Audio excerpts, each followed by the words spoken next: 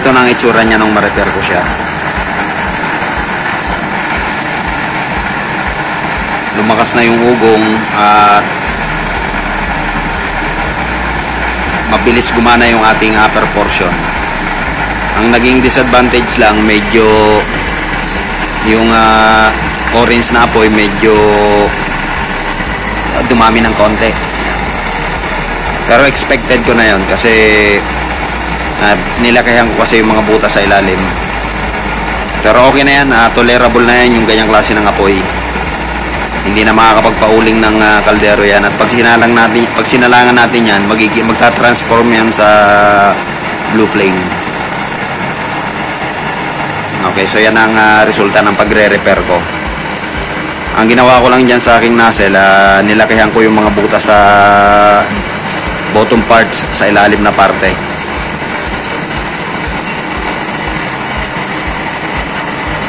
So yan ang kanyang performance. Ngayon mas malakas na yung ugong, mas malakas na yung puwersa niya.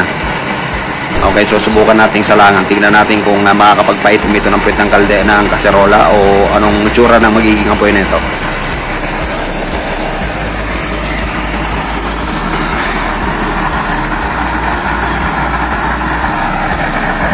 Yan, blue flame din naman siya.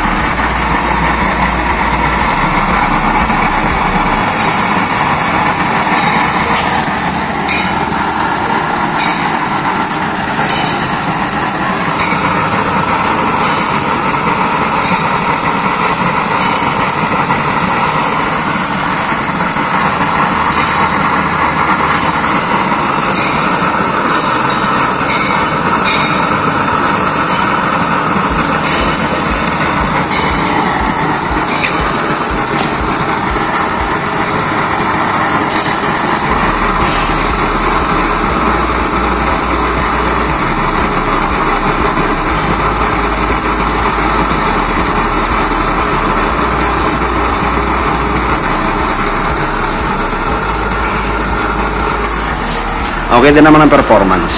Blue flame din yung loob. Alamang ang blue flame. Saka may kahalong medyo mamuti-muti. Ang gusto ko kasi malakas sa pwersa, kaya ganitong design ang ginawa ko.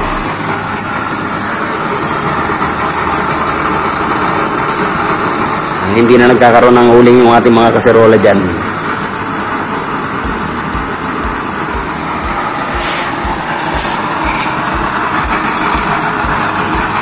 Ang bilis magpakulo. Wala pang 2 minutes, kulo na kagad.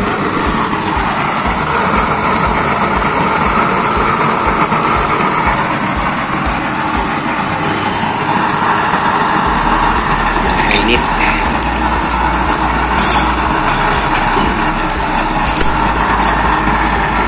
Kulo na kagad siya. Simula ng bumulwak. Tanggalin natin yung pang kaserola na ito.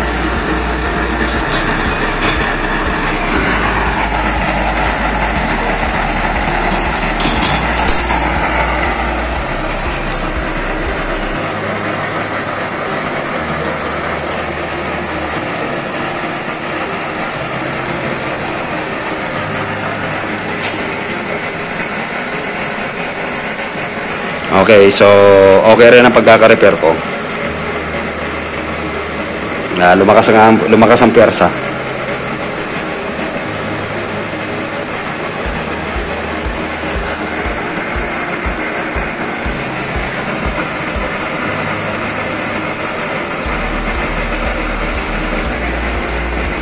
Kung mapapansin nyo, malalaki yung naging tipak ng blue flame.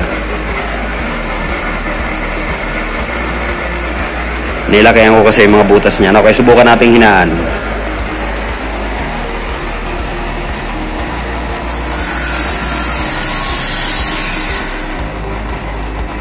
Okay, so sa kalahati yan ang performance.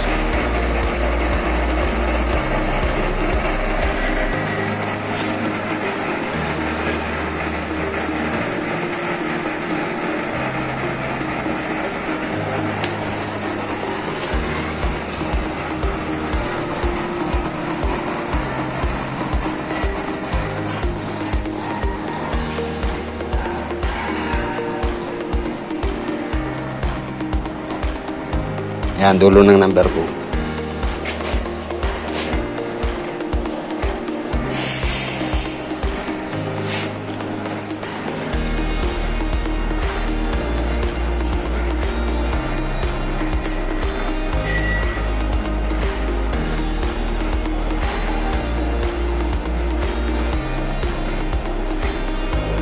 Okay, hinaan pa natin.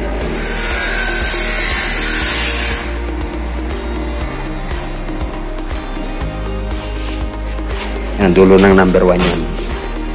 Wala nang tunog yung ating blower. Buhay pa rin yung ating apoy. Ayan, pwede nang pang-inin yan. Yan ang dulo ng number 1.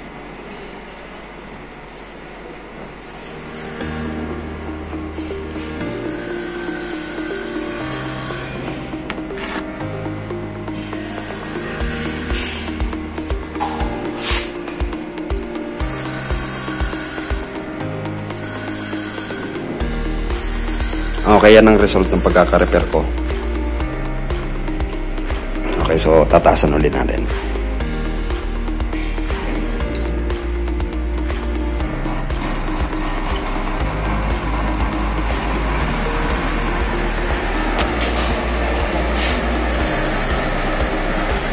Maalimbukay na ulit.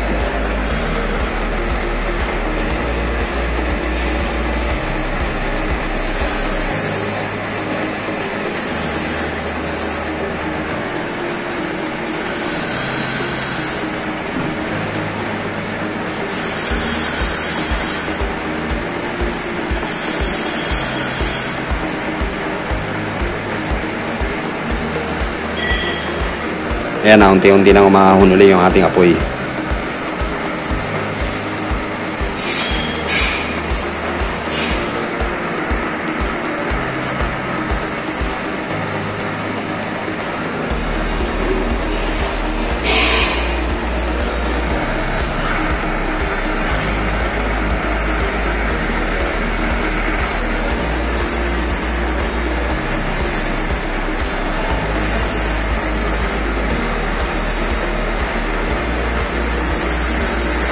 Ayan, nagsisimula nang gumana yung upper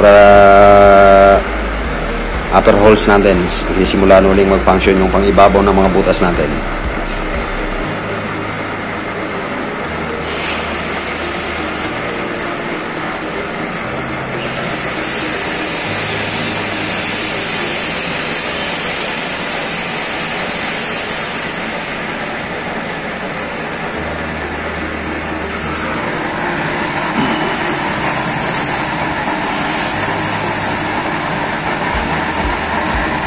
Gumagana na yung ating mga ibabaw na portion ng mga butas.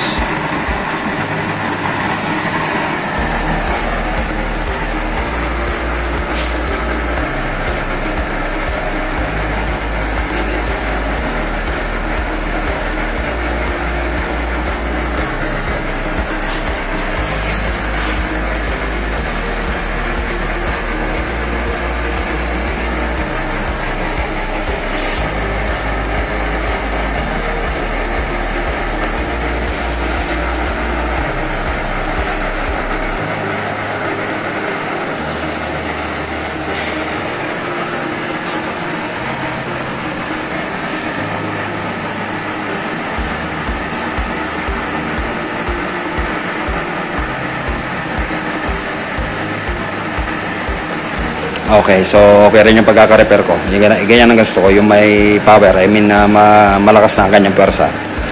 Okay, so maraming salamat sa pagsama. Until then.